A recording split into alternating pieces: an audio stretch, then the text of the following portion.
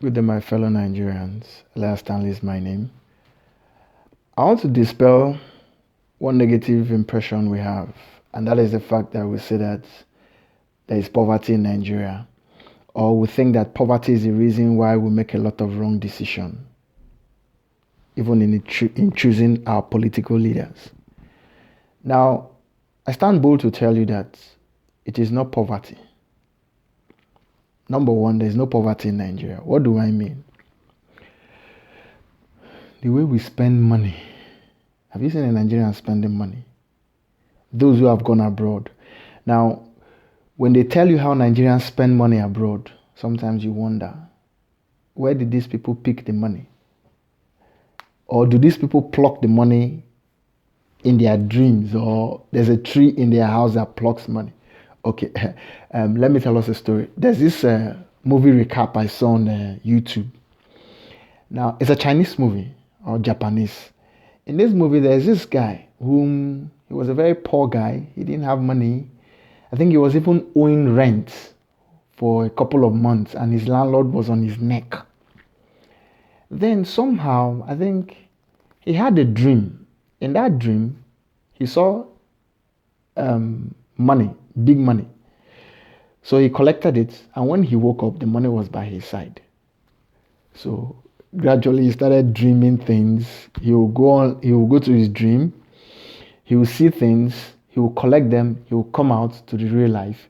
Then he's by his bed. So he started selling these things. He started going to museums, he will pick golden artifacts, come out and sell them for millions of dollars. So he paid his rent overnight. The guy blew.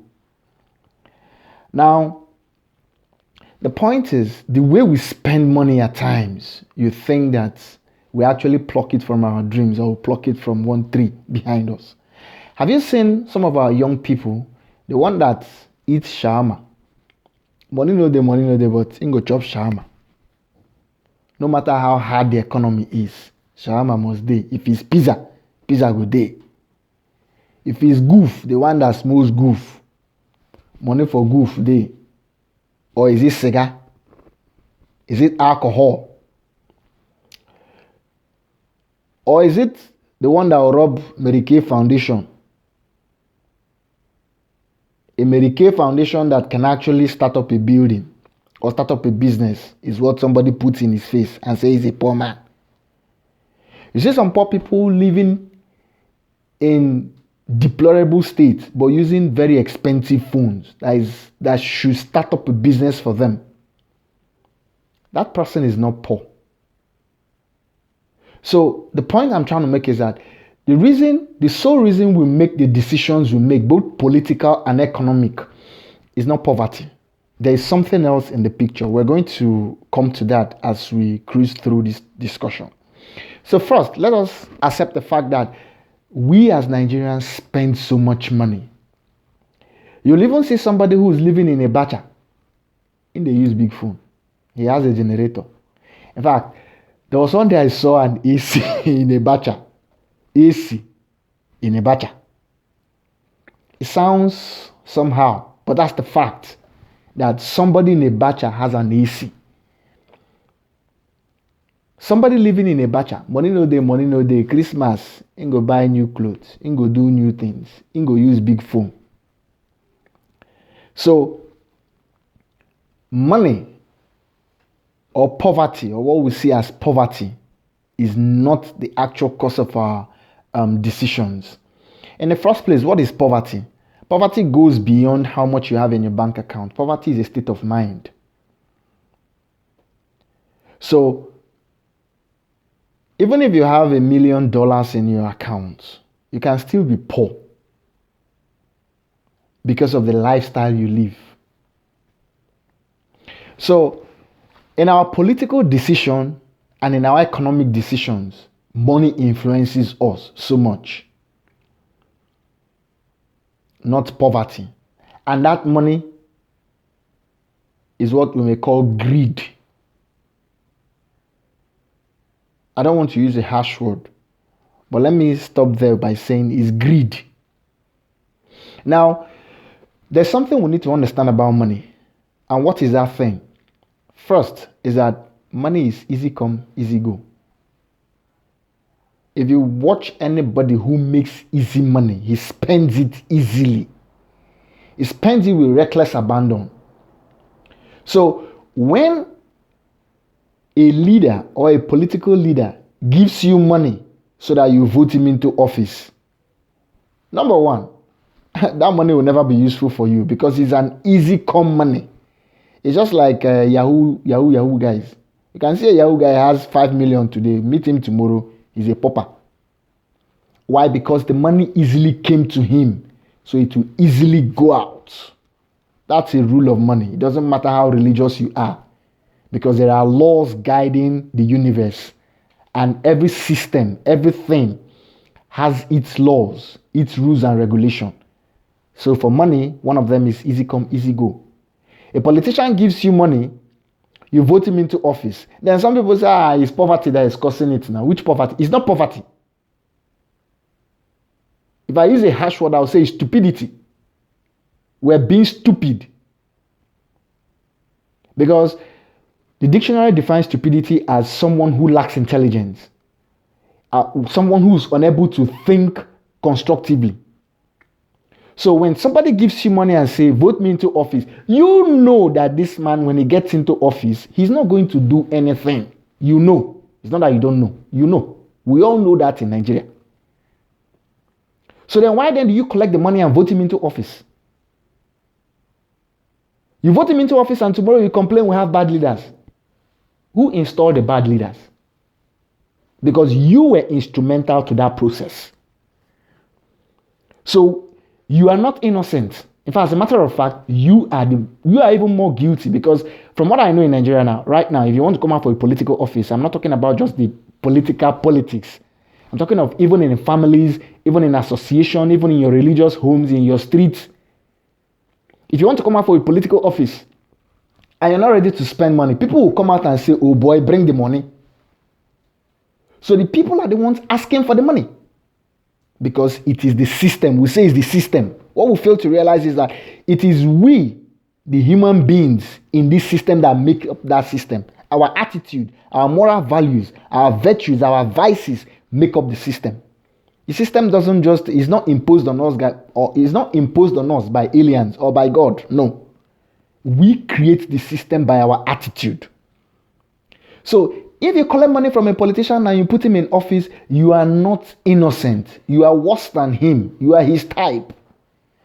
And in your economic decisions, in your office where you work, because there's this impression we have that the political class are the only corrupt people. Now lie. If you come to our private lives, some of us are more corrupt than the politicians. We're so corrupt that money rules our life. Once you flash the money, roll the oil, and the money, and we take actions based on this money. No. So in our private lives, there is more corruption than even in the political class. If you go to where you worship, your religious home, if you investigate, if you know the corruption that is going on there, in the office you work, if you know the corruption that is going on there, every day ASU go strike, they go. Do you know the corruption in ASU? How many lecturers, what percentage of Nigerian lecturers are not suitable? It doesn't even occur to them that they are responsible for producing illiterate graduates. It's not their business. So when you talk about corruption, let's go beyond the political class. Let's look at our lives. In the families, there is corruption. It's not an uncommon thing that you hear some men, they will tell you, that's small money why they give my wife. If you know how much they get inside. They know. Just to cook soup, some money on your own. You know, we all know it. Even some of us, the money the school fees we pay in school is not what we pay at home. In school, our school fees can be 5,000, but what our parents pay for us is 20,000. So It's not about the political class. It's about us. It is we who make up that political class. So, money is easy come and it's easy go. If somebody gives you money, you put him in office, or you make an economic decision based on money, that money will slip out of your hands before you know what's happening. Even if you use it to acquire property, that property will be useless because it came from a source you did not work for. Now, as for the political class, I want to drive the message home. Now, we are all politicians, all of us. We may not realize this yet, but we're going to see it as we go down in this conversation. We're all politicians. Why do I say so? I think Plato and Aristotle defined politics as the supreme science that studies how to govern a people. Now, a science that studies how to govern a people. So, someone becomes a politician. He says, okay, I want to be a leader. I want to do this. I want to do that. He actually has his personal principles, agendas, moral values, goals, dreams, and aspirations. Now, you sitting in your house who sees yourself as a non-politician, you now vote for that man or that woman against another politician. Why did you vote for him? You voted for him because he is like you. You buy into his ideas, his philosophy, his policy, his method of doing things. You buy into it. So therefore, you vote for him because he's like you. So in that sense, we are not innocent. We are as guilty as the politicians who are pointing hands. There's something I always say, that a good people can never have a bad leadership, and a bad people can never have a good leadership. Now, if a good people have bad leaders, it becomes very easy for them to remove those bad leaders from office and install good leaders. Likewise, if a bad people have a good leadership, they will uninstall that leadership and put the one that makes things work for them the way they want it. Let's take, for instance, if you find yourself in a leadership position, maybe like in your church or something, in your mosque, in your temple, in your ashram, in your association, and there's a lot of irregularities, there's a lot of nonsense going on there. You just come overnight and say you go stop them. And 95% of the people there are enjoying financially and otherwise from these irregularities. You come out and say you want to stop it. How long do you think you will last? If people's sustenance is based on that choppings, you go die, then go kill you. They're going to kill you because you are not the kind of leader they need. They need somebody that when he comes, then go oil everybody's mouth. Oil your own mouth too, no problem. But let the oil go round. Okay? So, a people have leaders that reflect them. So a bad people cannot have good leadership, and a good people cannot have bad leadership. Because the moment any of that equation comes to play, they will uninstall it. So, in a sense, what I'm trying to say is that we as Nigerians, when we vote for a politician, it is not because of the money he gave to us. It is because of our innate inability to think. A lot of us don't think. We're so myopic that we think of the immediate benefit, the porridge yam that comes to us. That porridge yam that will purge us, and that has been purging a lot of us, and that has kept us where we are.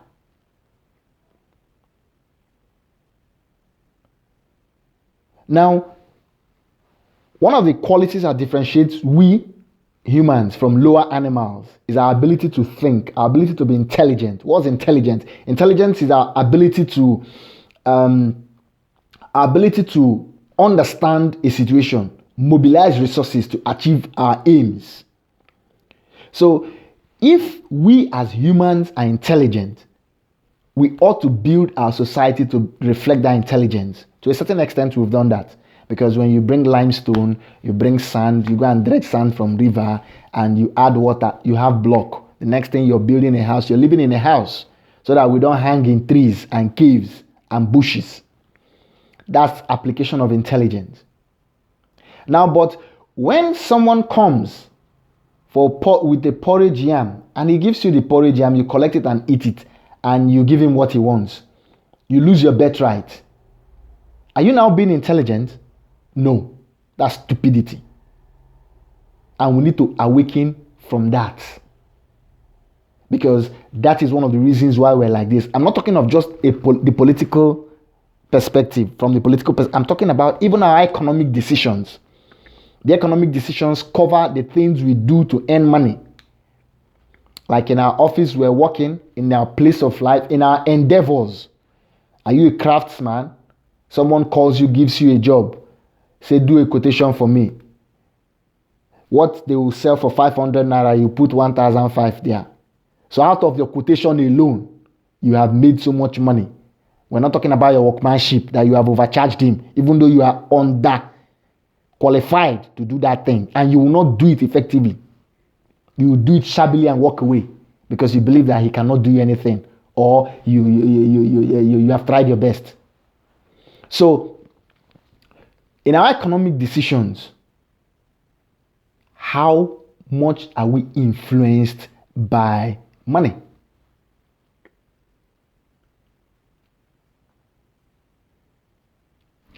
Not the politics now, the economics. Now, yes, there's an institution that ought to teach us how not to chase money so much, or how not to have this insatiable greed for money.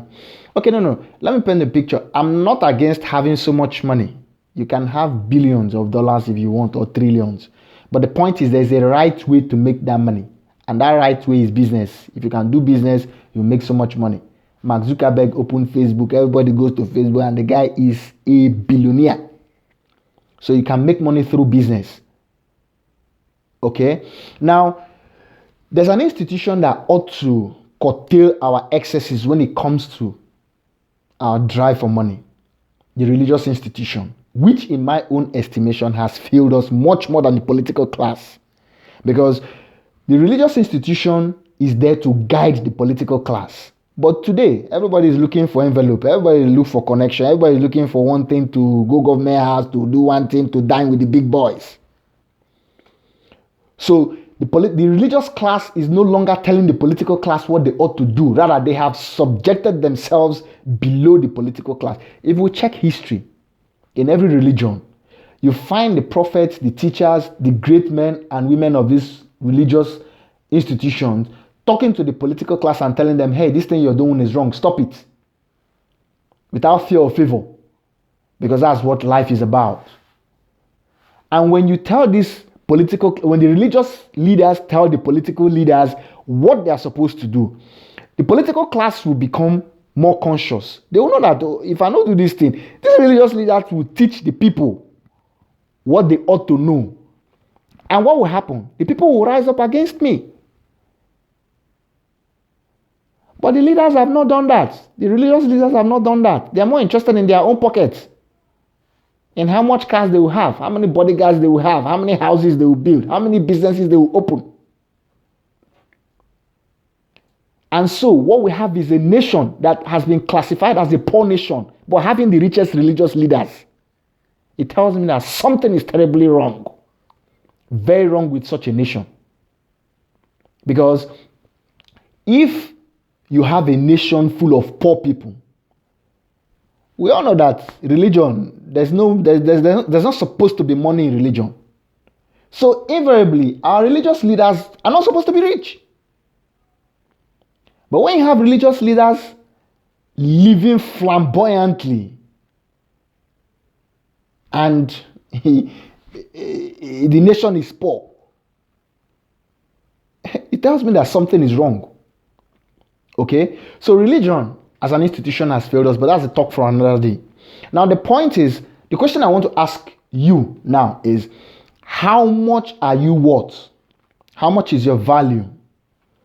How much are you influenced by the money that comes to you? How much political decision do you make based on what you benefit? Because most times I see a lot of us, we talk about, I like this leader, I want this leader, I want that leader. The driving factor for most of us is not about the integrity of that leader. It's about what we will benefit. If you enter office, you don't better for me. You don't better for us. So we're thinking about ourselves. We're not thinking about the society or humanity at large. And that can never take us anywhere. So how much are you worth? Are you going to collect money and install somebody in office? And tomorrow you complain at Nigeria, our leaders, bad men, no. They are all no good. Are you good?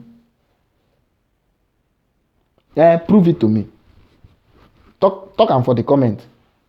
Tell me how good you are. Are you good? How much are you worth? How much is your value? How intelligent are you?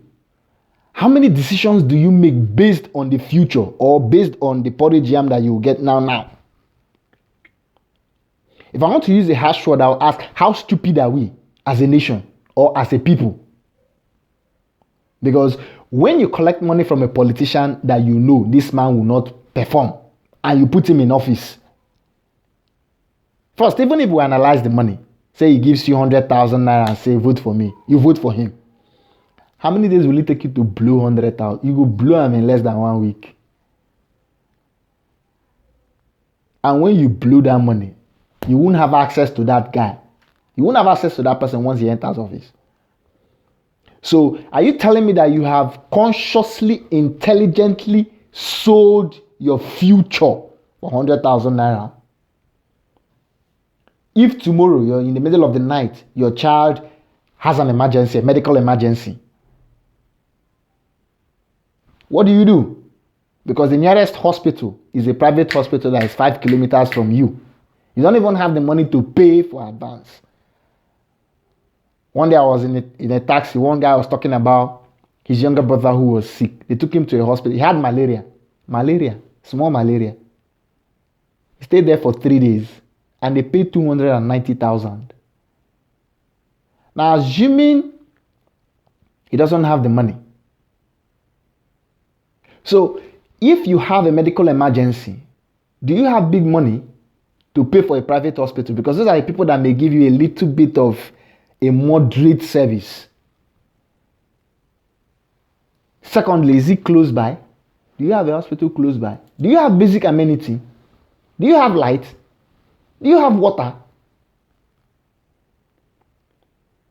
Can you carry 500 naira, 1,000 naira, enter market, buy things, chop, cook food, and come for a house, chop and whatever?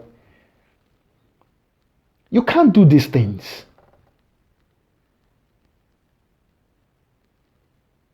So, how much is your economic decisions and your political decisions determined by how much comes into your pockets? Now, yes, like I said, I'm not against making billions of dollars or pounds or what's it, the other one? Dollars, pounds, euro. Yes, I'm not against that. If you want to, you can do so. After one of the world's richest men, John D. Rockefeller, he made billions. As when he died in the 50s or 60s, he was well over $300 billion. Even today, currently, our richest men have not got to him. But he started with nothing.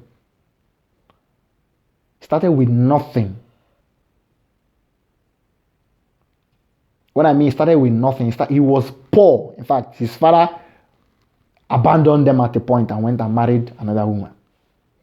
So if you do business with the right principles, you achieve the financial success you're looking for. Okay? Now, if you want to make money, if you want to make billions, trillions, go and do business. Start selling things. Open up a shop, open a boutique. Start selling akara. You can make millions out of it. Start producing. Own a farm. You make money. Okay? So let's put things straight. Make money through business and become a billionaire if you want to. But when it comes to the economy, when it comes to politics, when it comes to the future of your own children, my own children, and Nigeria as a whole, try to make intelligent decisions. Let us make the decision that will drive us to a greater place. Now, we have to make this decision because right now, Nigeria stands at a very crucial epoch.